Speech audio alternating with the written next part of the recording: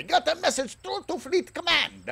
It seems that when the Raggies scattered, whatever they were doing to jam our transmissions was no longer in effect. Our forces have control of the local airspace for a moment. They've dispatched a shuttle to pick us up. What about Agent Hunter? Melissa protested. I suggest that we find him post-haste,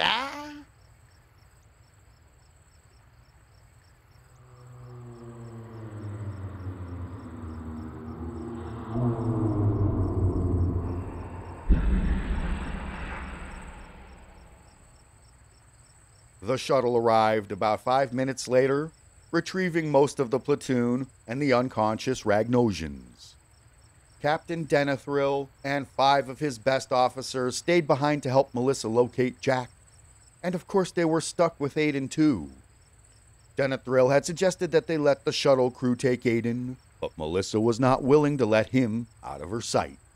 The guy might be exhausted, but he could push his symbiont further than any true Nasai would allow, right up to the point where it killed them both, and he was just demented enough to try something like that if he thought that a holding cell was the alternative.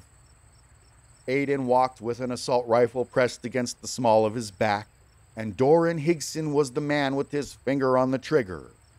The good lieutenant would often flash a smile to let Melissa know that he had no intention of letting Aiden try anything. It took about 5 minutes to make their way back to the place where they had been ambushed.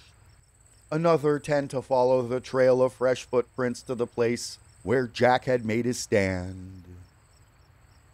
By the time they got there, the sinking sun was casting golden rays over the forest. When they found him, Jack was sitting on a boulder with his knees apart, gasping as he stared into his lap. He looked up to blink at them. About time the lot of you showed up. If I'm gonna kill a cyborg for y'all, the least you could do is not make me walk all the way up that hill, huh?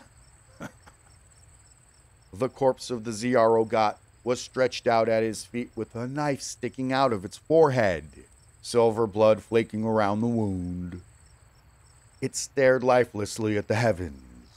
But then, even when that thing was alive, if you could call it that, it still had a dull, vacant stare. Melissa was just glad that it wasn't moving. Jack stood up, a yawn stretching his mouth into a cavern, and then grunted when he noticed Aiden. Didn't I meet you at her 18th birthday party? What the hell are you doing out here? He's one of Slade's lieutenants now, Melissa explained. Oh?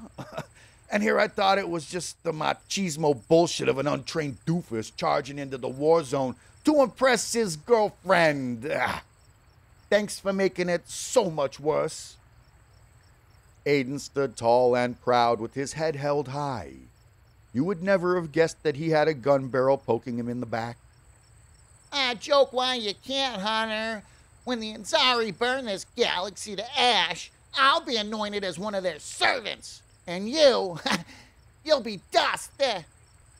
Well, I'm glad to see that he's mastered the cliche bad guy speech. Idiot. The scenery could use a few more bite marks. Hey, Aiden, I gotta ask ya. Did they make you pick one of those lame aliases? I'm called Razor now.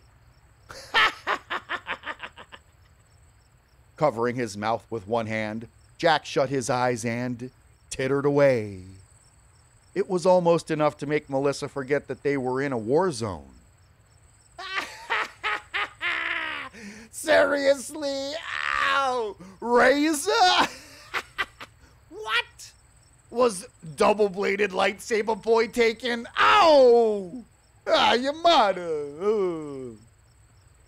Aiden took a step forward, snarling as if he meant to rip Jack's throat open. But a poke from Higson's assault rifle calmed him down. It seems I'm your prisoner for the time being. Perhaps we should go before more Ragnosians arrive? He's right, Denethrill agreed. I can signal the shuttle to pick us up.